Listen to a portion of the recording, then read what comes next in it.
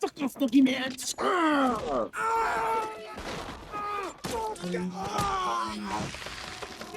None left!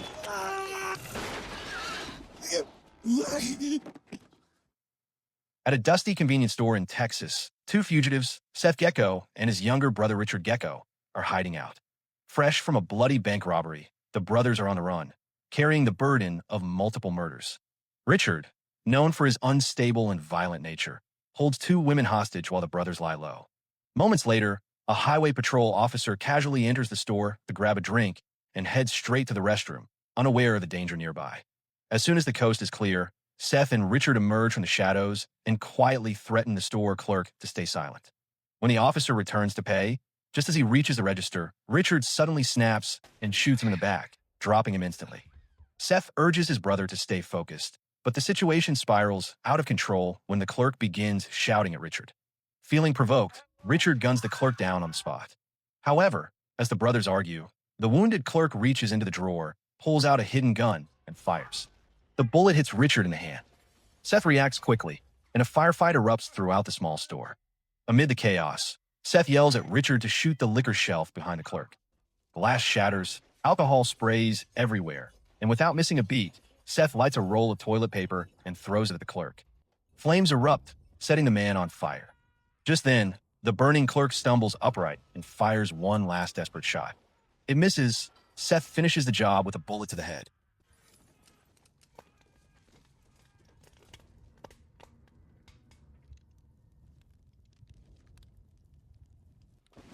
Low profile. Do you understand the meaning of the words low profile? Hey, Richie, how's your hand? It hurts like a fucking son Let of me a tell bitch, you what Seth. low Thanks for profile is asking. not.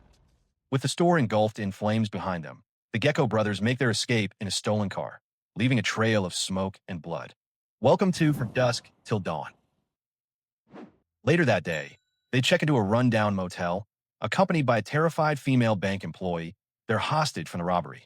Soon after settling into the motel, Seth leaves to meet a contact and get food, leaving Richard alone with the hostage. With no one watching, Richard forces himself on the woman, then kills her without any explanation. Meanwhile, in a nearby cafe, former preacher Jacob Fuller shares lunch with his teenage children, Scott and Kate. The family is traveling in their mobile home and plans to stop for the night at a motel near the border. Back at the motel, Seth returns and asks where the hostage is. Richard, unfazed, tells him to look for himself. Seth enters the room and finds her dead.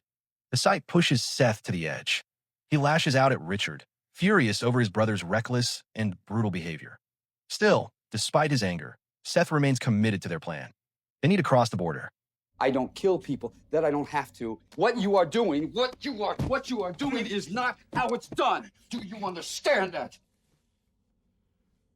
Not long after, the Gecko Brothers break into another motel room and take the Fuller family hostage. With guns drawn, Seth and Richard force Jacob to help them cross into Mexico using his RV. With no choice, Jacob agrees. On the road, they're stopped at a checkpoint. Seth and Richard hide inside the RV bathroom while Kate pretends to be inside as well.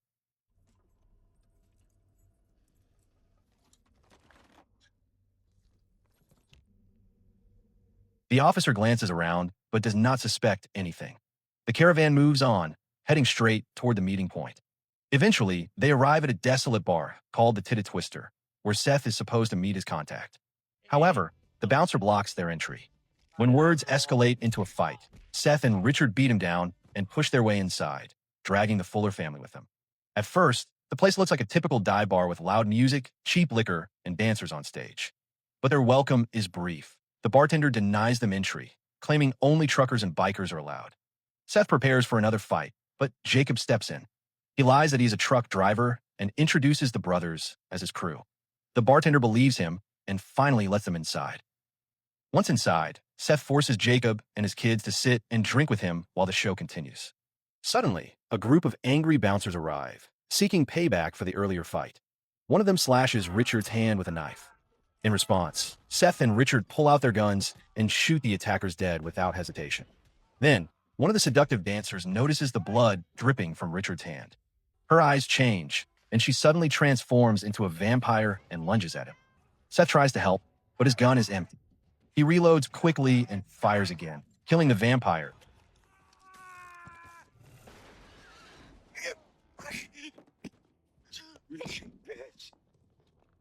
but the damage is already done. Richard bleeds out from a bite. Seth watches, frozen, as his brother dies right before his eyes. Then the bodies of the bar guards, who Seth thought were dead, begin to rise. They return as vampires. Chaos erupts as screams fill the room while patrons are torn apart. The bar turns into a battlefield. Soon, every dancer in the building reveals their true form. They all transform into vampires and launch a brutal attack. With no time to think, Seth, Jacob, Scott, Kate, and a few others fight back, desperate to survive. Behind the bar counter, Kate and Scott hide, hoping to remain unnoticed. A vampire bouncer spots them and moves straight toward Kate. Scott smashes a bottle over its head, but it has no effect. Cornered, Kate grabs the cross around her neck and thrusts it forward. The holy symbol touches the vampire, burning it alive. Meanwhile, Seth faces off against the vampire who killed Richard. He shoots, but nothing works. Pinned and out of options, he spots the chandelier above. He fires at it. Welcome.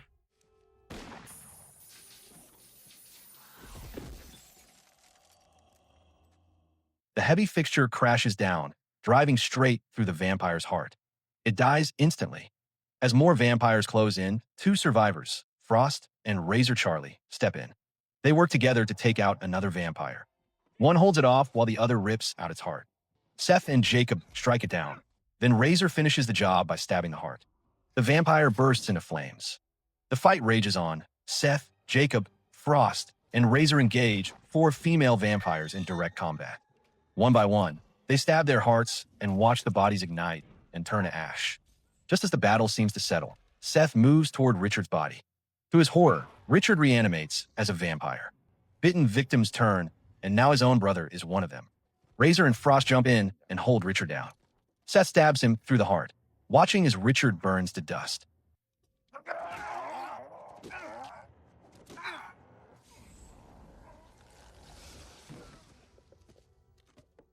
Outside, a massive swarm of vampire bats surrounds the bar, slamming into the walls as they try to break in.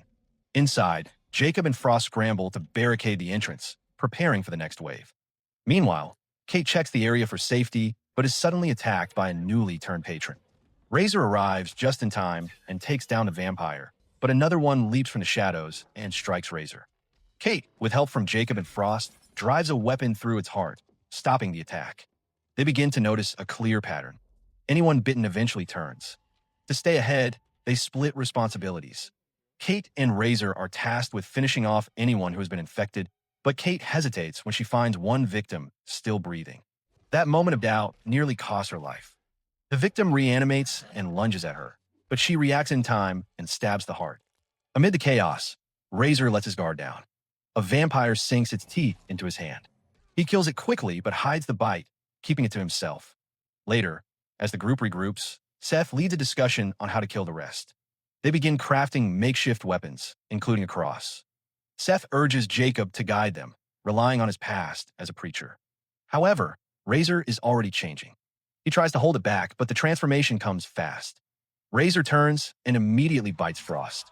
The team rushes to save Frost, but fails. Razor then attacks Jacob, biting his hand and throwing him behind the bar. Just as Razor charges at Scott, Frost, half transformed, uses his last strength to toss Razor through a window. Glass shatters and bats pour in through the opening. Moments later, Frost turns as well. Seth, Scott, and Kate flee into the back warehouse. Jacob stays behind, wounded but alive.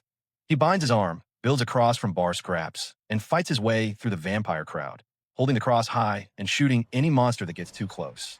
Eventually, he reaches the others in the warehouse. Inside, they find tools and gear and start building weapons. Kate prepares a bow. Scott loads a sprayer with holy liquid. Seth modifies a drill into a spear. Jacob completes a cross launcher. Armed and ready, they prepare for the final stand. Before they move, Jacob tells Scott and Kate to promise to kill him if he turns. They agree, knowing there is no other option. They exit the warehouse with Jacob leading the charge, using the cross to clear a path. The vampires swarm again. Seth and the others fight back, taking them down one by one. Suddenly, Razor returns, fully mutated and vicious. Seth shoots once, but it barely slows him. Razor closes in, attacking hard. Just before Seth is overwhelmed, Kate fires an arrow that hits its mark. Seth kicks Razor into a beam of sunlight and watches as his body burns to ash. Elsewhere, Jacob faces off with Frost and wins, but there is no time to celebrate. A group of vampires surrounds him, but they do not strike. The reason becomes clear. Jacob has fully turned. Before Scott can react, Jacob grabs him and sinks his teeth in. Scott fights back with everything he has and finally pulls the trigger on his own father. Jacob dies, no longer human, but the attack keeps coming. Scott is bitten in the chaos and starts to change. Kate tries to save him, but it's too late. With no other choice, she kills him before he fully transforms. Now only Seth and Kate are left. Surrounded on all sides, their chances of escape are slim. But just as the vampires close in, Kate fires at the wall, blasting a hole that lets sunlight stream inside. Morning has arrived. Beams of sunlight cut through the cracks in the bar's walls and ceiling. Kate keeps shooting, widening the gaps until the light floods in. The vampires begin to burn from every angle. Outside, a vehicle pulls up. It's Seth's smuggler crew, right on time. He shouts for them to break in. They fire at the door and smash their way through. As soon as the door gives, Seth and Kate sprint outside. At that moment, sunlight hits a disco ball inside the bar. It spins, reflecting light across every surface. The vampires catch fire one by one, exploding into ash. The entire place goes up in flames. Seth and Kate make it out alive. Later, Seth vents his anger at the smugglers for picking a meeting spot that turned into a nightmare. His brother is dead. Kate's entire family is gone, but there's no fixing any of it now. Seth hands over the agreed cut of the robbery money. He also gives a share to Kate, owning up to what happened. He quietly apologizes for dragging her family into the mess and offers his condolences. Without another word, Seth climbs into the car and disappears into the south with the smugglers. Meanwhile, Kate stays behind. She turns away from the ruins of the bar, walking into the daylight to begin again. So the moral of the story is, never trust a bar named Titta Twister, never leave your psycho brother with a hostage, and always pack sunlight, holy water, and a disco ball, just in case your night out turns into vampire mayhem.